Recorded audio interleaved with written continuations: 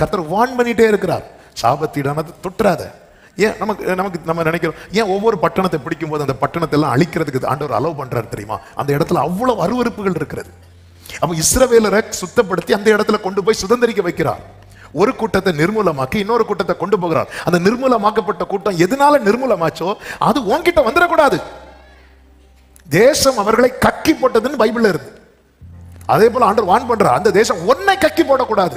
உன்னை நான் கொண்டு போனது ஒரு 2 நாள் டூருக்கு பார்த்துட்டு திரும்பி வர்றதுக்குள்ள, அங்க நீ நித்திய காலமாய் வாழ்வதற்கு, நித்திய காலம் இல்ல, உன் காலம் ஃபுல்லா வாழ்வதற்கு, சுதந்திரிப்பதற்கு. அதனால வான் பண்றார், சாபத்திட தொற்றாத. அவனுக்கு தெரியல தொட்டா என்ன ஆகும். இதை புசிக்கிற நாளில் நீ சாபம். இதுக்கு முன்னாடி ஆதாம் எவ்வளவு பார்த்துருக்கிறாங்களா? பார்த்ததே கிடையாது. அதனால சாவுன்னா என்ன? சாவுன்னா இதே போல வேற ஏதாவது பழமா இருக்கும் சொல்லியிருப்பான்.